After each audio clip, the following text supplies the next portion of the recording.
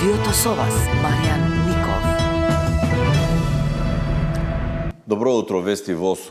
Ова недела се очекува сумнина од повредените кои се лекуваат во странство да се вратат во Македонија, а 16 од повредените кои се лекуваат во Македонија да бидат пуштени на домашно лекување. 4 лица се уште се водат како критични случаи и сите се наоѓаат во странство. Министерот за здравство Арвен Таравари најави посебни медицински тимови кои во следниот период ќе функционираат во болниците во Кочани и во Штип. Со уредни токсиколошки анализи и во подобрена состојба. 16 пациенти повредени во пожарот во Кочанскиот клуб Пулс денеска заминуваат на домашно лекување.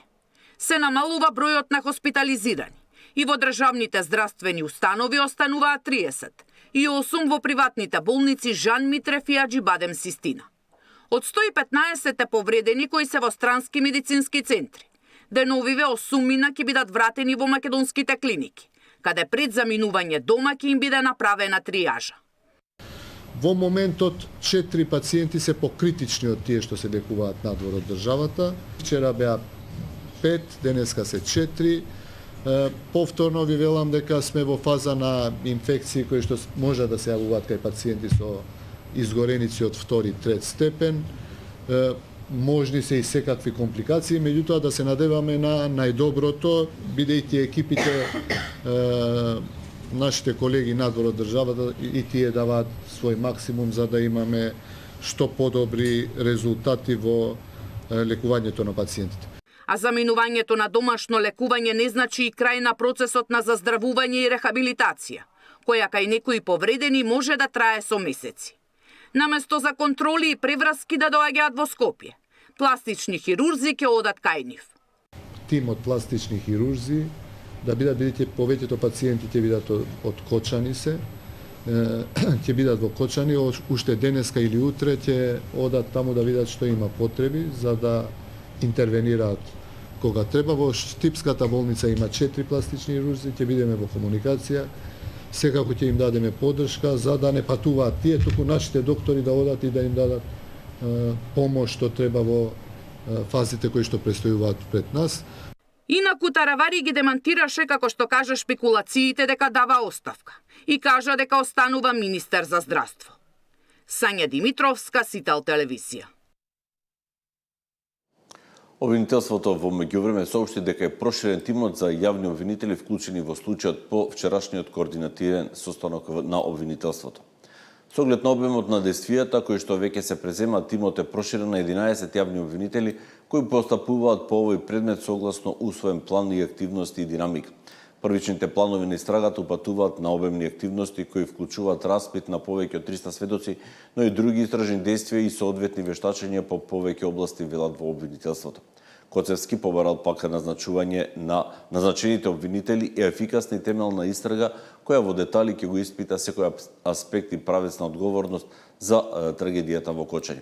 Во текот на вчерашниот ден обвинителите во Кочани презема действија за обезбедување на докази. Одговорност за корумпираниот систем синоќа бара и Скопјани кои излегува на градскиот плоштад беа пред собранието, а завршија пред владата. Габриела Лескова. Граѓани беа собрани на плоштад Македонија, каде што беше оддадена 3-минутна почит за сите 59 жртви во дискотеката Пулс во Кочани. Системот е следен, како што може да забележат гледачите, кој што е испишено на главниот транспарент токму на овој протестен марш. Непосредно пред неговото започнување имавме можност да поразговараме со дел од организаторите. Тие велат дека доста им беше неправда, бараат целосно расчистување на случајот по однос на дискотеката Пулс што се случи во Кочани. Меѓутоа не станува збор само за овој случај. Дозволивме да живееме во систем каде мокните владеат, а другите само страдаат. Дозволивме да живееме во општество каде што правдата се мери со познанства, а животот може да зависи само од еден телефонски повик. Овде сме за да оддадеме почит на жртвите. Но не сме овде само за да жалиме. Ние сме овде за тоа што сакаме промена. не козметичка, не привремена, туку вистинска, суштинска, системска промена. Своје видување за протестите кои се организираат искаже и премиерот Мицковски. Протестите се демократска алатка на изразување незадоволство. И јас сум нервозен, верувам дека и вие сте незадоволни, сите ние сме незадоволни од сето тоа што се случува и тука не треба да имаме дилема. Работите ги решаваме и ќе продолжиме да ги решаваме. Тоа е за тие политички глодари проблем кои што сакаат преку овие протести да добијат некој политички поем, па гледаат шанса. Јас апсолутно се придржувам на изразувањето револт и гнев, затоа што уште многу работи пред нас останаа да се решат.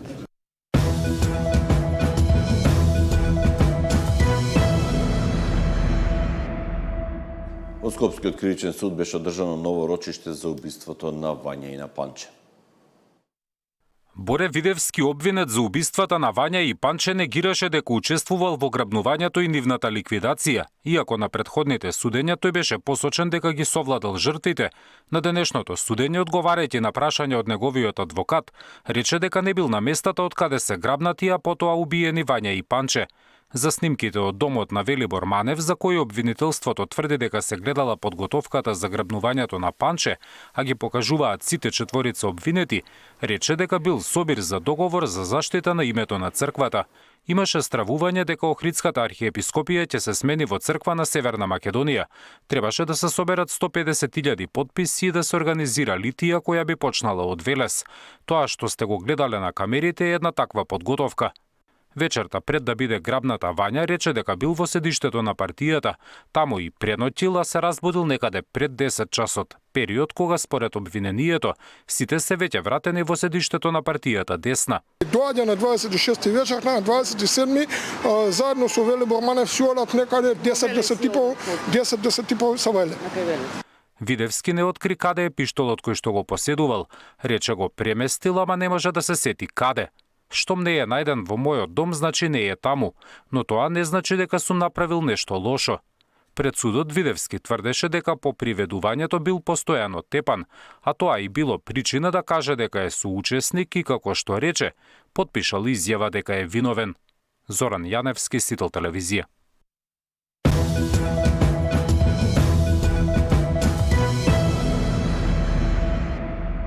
Државниот завод за статистика пресмета зголемување на просечната плата. Пензионерите во април ќе добијат и втората рата од покачувањето на пензиите во висина од 2500 денари. За прв пат забележавме раст после долго време од 3% и сме во првите 5 најбрзо растечки економии во Европа. Очекувам тој тренд да продолжи во овој прв квартал од оваа година.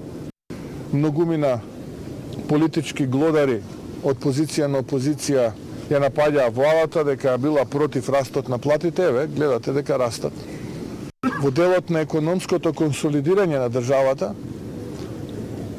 мојата порака до граѓаните да бидат спокојни, убави времења доаѓаат за Македонија и за македонската економија.